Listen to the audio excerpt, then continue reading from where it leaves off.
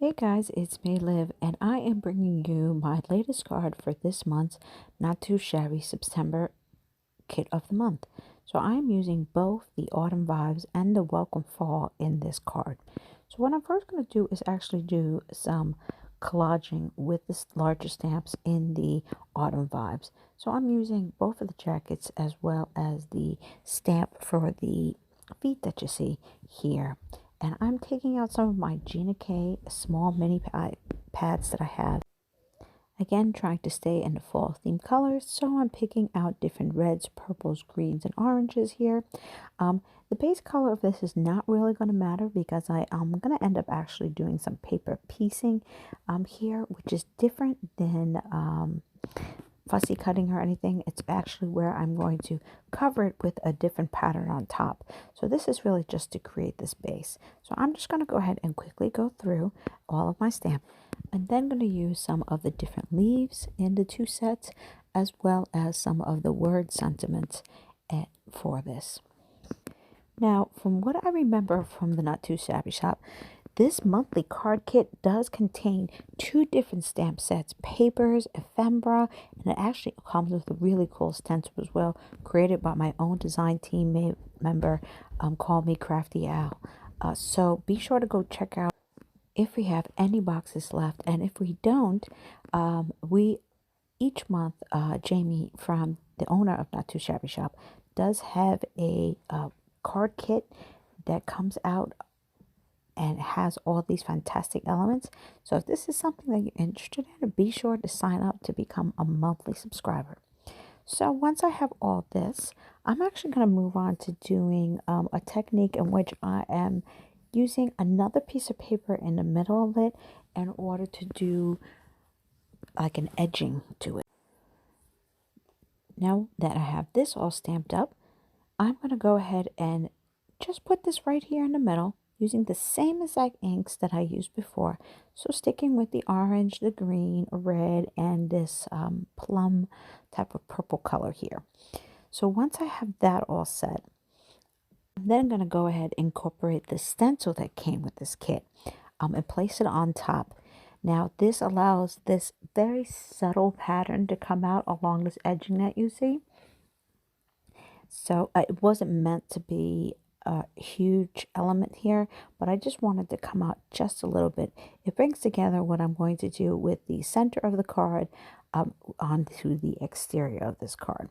So like you see, oranges, greens, reds, and going all along the sides. And that's kind of that subtle effect that I was talking about. So now I'm going to be actually moving on and cleaning off my brushes. And as I was doing that, I'm both blending in the middle and cleaning at the same time, because what I decided to do with the paper that was left over was to go ahead and use it for the fussy cut aspect of it. So now that my brushes are pretty much all cleaned off, I'm going to be grabbing over to my stencil again and taking out that deep plum color that I was mentioning earlier, just to start doing that. First, I'm going to angle my stencil one way, and then I'm going to shift it so that I can get a kind of type of crisscross pattern here on this stencil. I'll stay using that same plum color, and I'm not looking for it to be exact, because the reality is you're not going to see it as well once I start doing the fussy cutting. It's just going to add like a dimension of texture to it. Now that I have that set, I'm actually going to go in with just a couple of little other colors, some greens, some reds, just to give it some different pattern. And then I'm going to take my red along the edge and distress it a bit. Finally, I'm going to put it back into my Misty stamp and start stamping away. Because this is only going to be the outline, I'm using this dark brown color from Versaclear, because I feel like it will just go ahead and give that nice edging, as the focus of this is really going to be on using it as a paper fussy cut type thing. Once I have it all trimmed out, then I'm going to go ahead and move on to gluing it down. Now, I meant to actually keep that nice white border. I think it just makes the entire card pop really well. And by using the outlines that I had already created in this collage effect for this card base, it really helps to follow the lines along as I need to and add the color variation where I want against the white. So now that I have all the elements glued down, this card front is just a tad bit smaller than your regular A2 size card. A regular A2 size is usually 4 1/4 by 5.5.